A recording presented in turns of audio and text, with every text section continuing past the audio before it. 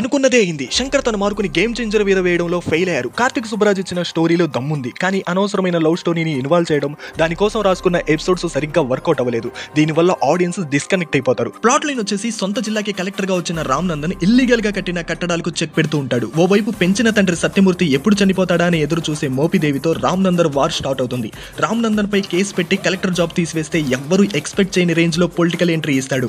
అయితే Ram Nandan versus Mopidevi war ఏ range కు వెళ్ళింది, మోపిదేవి సీఎం అయ్యాడా, దాన్ని రామ్ నందన్ ఎలా ఎదిరించాడు అనేదే game changer concept. Performances wise Ram Nandan character కన్నా అప్పన్న క్యారెక్టర్ కి అందరు అట్రాక్ట్ అవుతారు. అప్పన్న క్యారెక్టర్ లో నత్యున్న నాయకుడు లాగా చరణ్ ఎమోషనల్ సీన్స్ ఎక్స్ట్రాడినరీగా ఉన్నాయి. మెయిన్లీ ట్రైలర్ లో కనిపించే ఫోన్ చేసే సీన్స్ లో చరణ్ యాక్టింగ్ కి ఫిదా అవ్వాల్సిందే. ఎస్జే సూర్య ఎప్పట్లాగే తన క్యారెక్టర్ చాలా ఈజ్ తో చేసేశాడు. మోపిదేవికి ఉన్న పదవి పిచ్చి అతని కళ్ళల్లో గానీ బాడీ లాంగ్వేజ్ లో గానీ చాలా క్లియర్ గా కనిపిస్తుంది. శ్రీకాంత్ కూడా ఎక్స్ట్రాడినరీగా చేశాడు. ఇన్నాళ్ళు తన కెరీర్ లో చేసిన క్యారెక్టర్ లేదు కానీ నెగిటివ్ షేడ్స్ లో ఉన్న క్యారెక్టర్ లో నెగిటివిటీ కనిపించకుండా యాక్ట్ చేయడం అంటే మామూలు విషయం కాదు. అండ్ అతని క్యారెక్టర్ ఆర్క్ కూడా చాలా బాగా డిజైన్ చేశాడు. ఇక పార్వతిగా అంజలి క్యారెక్టర్ లాంగ్ టైం గుర్తుండిపోతుంది. కొండదేవర సాంగ్స్ లో తన డాన్స్ అండ్ ఎక్స్ప్రెషన్స్ అందరినీ అట్రాక్ట్ చేస్తాయి. జయరామ్ కామెడీ టైమింగ్ బాగున్న మను గారి డబ్బింగ్ వాయిస్ డామినేట్ చేసింది. సముద్రగని మాత్రం ఒక ఆడియన్స్ లాగా మిగిలిపోయాడు మనలాగే. ఎక్కువ స్క్రీన్ ప్లేస్ లేదు తన క్యారెక్టర్ కి. కియారా మాత్రం ఓన్లీ సాంగ్స్ కి కొన్ని రొమాంటిక్ సీన్స్ కి మాత్రమే యూజ్ చేశారు. చరణ్ కియారా కెమిస్ట్రీ బాగున్న లవ్ ఎపిసోడ్ లో న్యాచురాలిటీ మిస్ అయ్యి తన క్యారెక్టర్ ఓన్లీ గ్లామర్ టచ్ గానే మిగిలిపోయింది. టెక్నికల్ వైజ్ మూవీలో చాలా మంచి సాంగ్స్ ఉన్నా ఎందుకో వాటిని రిలీజ్ చేయలేదు.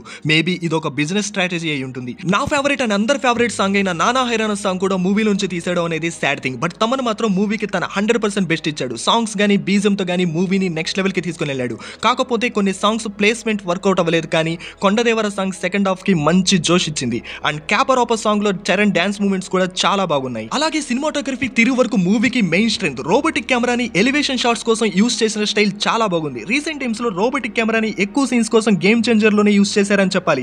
అండ్ కలర్ గ్రేడింగ్ విషయంలో కూడా చాలా కేర్ తీసుకున్నారు. ఈ మూవీ కోసం ఫస్ట్ టైం యూస్ చేసిన ఇన్ఫ్రారెడ్ కెమెరా వర్క్ ఎలా ఉందో తెలియాలంటే మాత్రం January 14th యాడ్ చేసే నానా హైరానా సాంగ్ చూసాకే అర్థమవుతుంది. ఒక టెక్నికల్ గా తిరు వరకు కమర్షియల్ మూవీని బాగా ఎలివేట్ చేశారు. ఇక శంకర్ తో మూవీ తన డ్రీమ్ ప్రాజెక్ట్ కాబట్టి దిల్ రాజు ఎక్కడ కాంప్రమైజ్ అవ్వలేదు. సాంగ్స్ కే 70 crores పెడితే మూవీ మొత్తం 400 crores తో ప్రతి ఫ్రేమ్ రిచ్ వాల్యూని తీసుకొచ్చారు. Climax fight peak commercial movie format అని చెప్పొచ్చు. కాకపోతే ఈ స్టోరీ పాన్ ఇండియా తీసే రేంజ్ అయితే కాదు. తెలుగు తమిళ లాంగ్వేజ్ లో రిలీజ్ చేస్తే బాగుండేది. పొలిటికల్ మూవీ కావడం, ఆంధ్ర పాలిటిక్స్ కి సంబంధించి కొన్ని సెటర్లు సిచ్యువేషన్ ఉండడంతో అదర్ లాంగ్వేజ్ ఆడియన్స్ పెద్దగా కనెక్ట్ అవ్వలేరు. బట్ భారతీయుడు 2 కంటే చాలా బెటర్ మూవీ ఇది. కానీ శంకర్ రేంజ్ మూవీ మాత్రం కాదు. ఫైనల్లీ శంకర్ మూవీస్ లో లావిష్నెస్ ఉంటుంది, షాక్ వాల్యూ ఉంటుంది, గుడ్ మెసేజ్ ఉంటుంది, సొసైటీలో జరుగుతున్న అన్యాయాన్ని ప్రశ్నించాలనే ఆలోచన ఉంటుంది. గేమ్ చేంజర్ లో ఇవన్నీ ఉన్నాయి, కానీ వాటిని సరిగ్గా ఎస్టాబ్లిష్మెంట్ చేయలేదు. మెయిన్లీ అనవసరమైన కమర్షియాలిటీ కారణంగా మూవీలో ఎలివేట్ అవ్వాల్సిన ఎమోషనల్ ఎలిమెంట్స్ అన్ని డిస్టర్బ్ అయ్యాయి. అయితే 2024 ముందు 2 తెలుగు రాష్ట్రాల్లో ఎలక్షన్స్ టైంలో జరిగిన హడావుడి, AP politics and political leaders మీద కాస్త అవేర్నెస్ ఉన్న వాళ్ళకి ఈ మూవీ నచ్చుతుంది. అన్నింటికీ మించి అప్పన్నగా రామ్ చరణ్ పర్ఫార్మెన్స్, మోపిదేవిగా SJ Surya performance, Thaman BGM and Tiru cinematography కోసం ఖచ్చితంగా థియేటర్ లో చూడాల్సిన మూవీ గేమ్ చేంజర్.